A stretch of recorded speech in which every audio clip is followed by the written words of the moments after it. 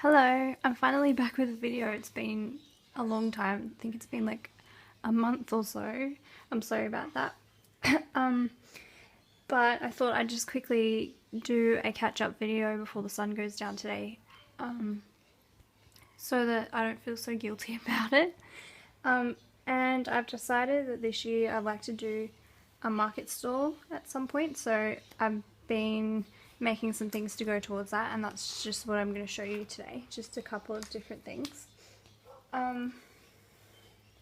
So I'll start with smallest to largest, I guess, kind of. I've been making these envelope packs, and they're just packs of, I think, 5, and there's some of 10, and they're all made out of different old book pages. So just show you some of those. They're all different. They're really fun. I use these in journals that I make as well. So I think there's like 19 packets of them, which is kind of a random number, but so I've made those. And I've also made some little mini books. I've made like 20 of these, and they're all different because I was trying to think of different things I could sell for different prices, because I guess at the markets it's always nice if you go to a stall and it's got lots of different price ranges, I suppose. So I've made 20 of those. There's a lot of them. And just show you the inside of one of them. They're all made the same way. They've got the eyelet closure with the lacy, what's it called, ribbon. Book page on the inner cover. That's my little paper dreaming stamp. And then I've used some tea-dyed pages, some scraps of pattern papers, and yeah, I think that's about it. But how many pages are there? I think there's 10 pages, which means there's actually 20, and then maybe even 40 if you count both sides. I'll have to check though, I'm not quite sure. What else have I made? Push those away. Oh yeah, I've made some altered books. So with some old books that I've found at op shops, I've altered them. It was really fun to do. These were all books that were not really old, but they were old enough to be falling apart, and so I've turned them into kind of journals, and they've all got the same concept really. I've put tea-dyed paper into them, and I've also put some of the original pages back into them. So it's just like this. So you could write in it and draw in it and stick photos on the book pages or art journal in it. And I think they're all like that. This one was literally falling apart. I've put some of the illustrations back into it. Yeah, they're all like that. One of them was different though. I think it was this one. This one, the pages were falling apart so much that I couldn't really put them back into it like I did with the others. I couldn't stitch them back in. So it had some really quirky illustrations on some of the pages, so I just cut them out and stuck them on, and I made little pockets. Whoops, little pockets out of them. And some of them were big, so I just glued them onto the pages. And it's just got all tea-dyed blank paper. So there's that one. I think that's...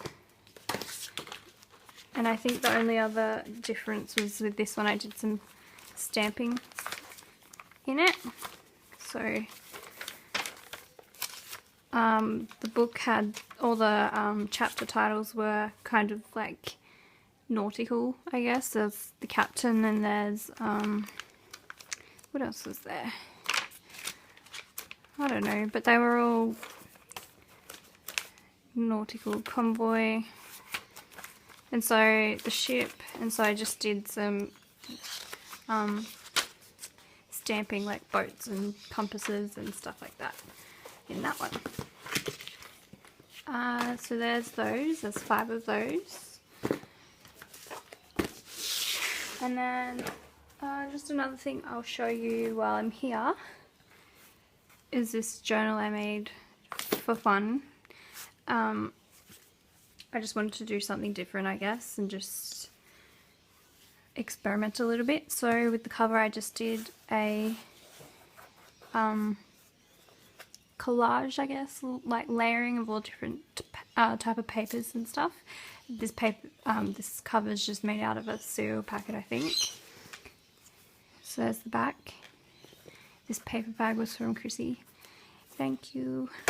I had to use it on the cover because it was too cool. So the other thing I did different was the beading on the spine. I just wanted to try that because I think it looks so good. It feels really cool. So I did that. And then for the inside of this one, it's a really big size. I can barely fit it. But I didn't tea dye. It's got, how many signatures does it have? 7 signatures of at least 10 pages in each signature. Excuse me. And I just used various papers that I had. So there's like newsprint paper, sketch paper, line paper, music paper. I've attached an envelope here. It's got a tag in there with washi tape. Paper bag pages, more lined paper, some more art paper, I think. I've stuck some things on with washi tape. Got some, a little bit of lined paper.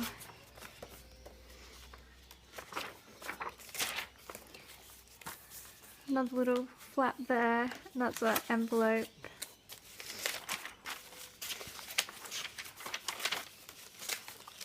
Same kind of thing all the way through, just tags and things tucked throughout.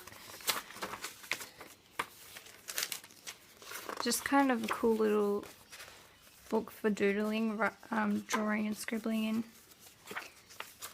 because there's so much different types of paper. It just kind of makes it fun.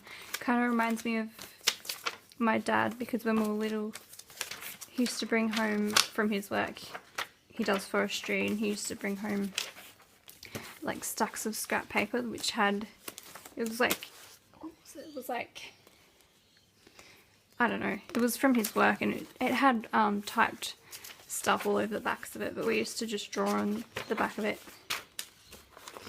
I don't know why, it just reminds me of that. But yeah, it's really fat, lots of pages, lots of random stuff, some envelopes. Chrissy sent me this envelope, and it's stuck with washi tape, so you can, well, not really write behind that one because it's music paper, but you could put a photo or something.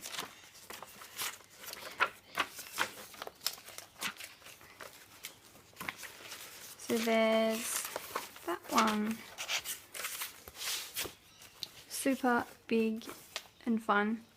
I think the types of pages that I have just makes it easy to use because it doesn't feel too pretty, like it doesn't feel too good to use. You can just draw in it and not feel guilty about it. So yeah, and that's all I'm going to share today because I don't want the video to go for too long, but hopefully I'll get back into filming and do a couple more catch-up videos over the next couple of weeks.